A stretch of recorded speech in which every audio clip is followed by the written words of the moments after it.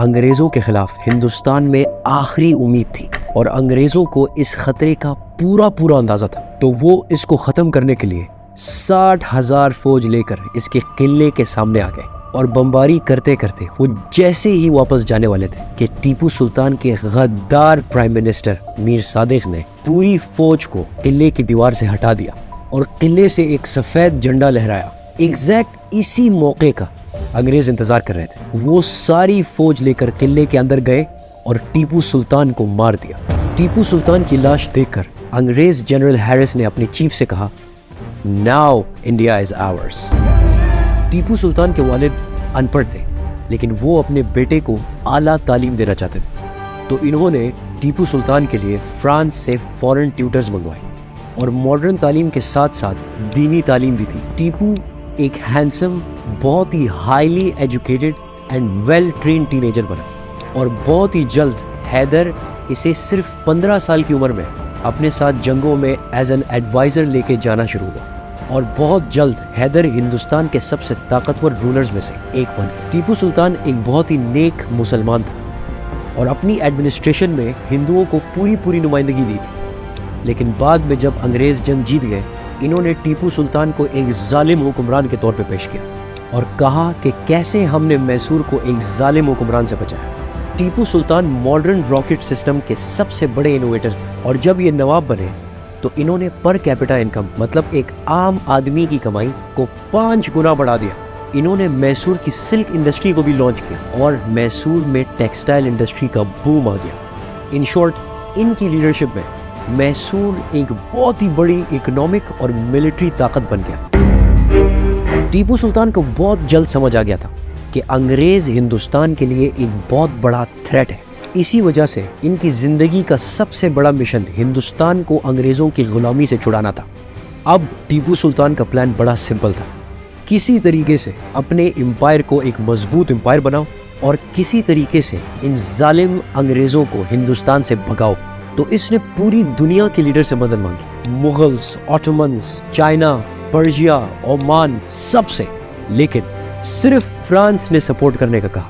اور ایجپٹ کی جنگ جیتے ہی نیپولین نے ٹیپو سلطان کو ایک لیٹر لکھا اپنا سپورٹ آفر کرنے کے لیے۔ نیپولین فرانس کا ایک بہت ہی طاقتور ایمپرر تھا، لیکن اس کی سٹوری پھر کبھی۔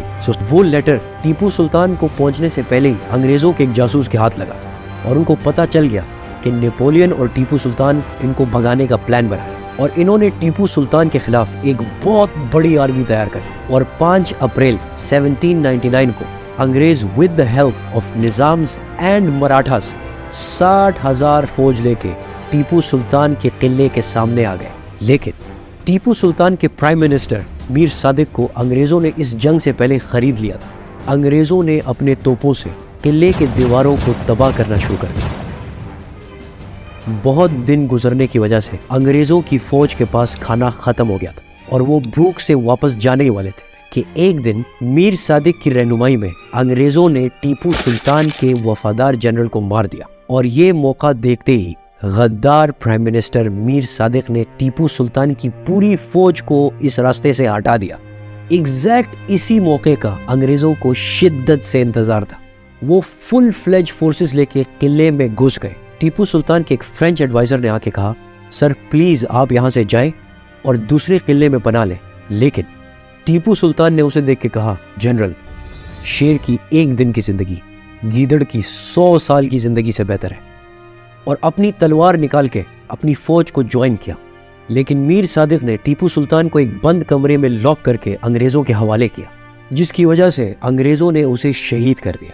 لیکن اس غداری کا میر صادق کو کوئی فائدہ نہیں ہوا، کیونکہ باہر نکلتے ہی ایک میسوری فوجی نے میر صادق کو بھی قتل کر دیا۔ میسور کے لوگوں نے انکلوڈنگ بچے، بوڑھے، عورتیں، سب نے میر صادق کی لاش کو قبر سے نکالا، اس کے ٹکڑے کیے اور ایک جگہ پہ لٹکایا۔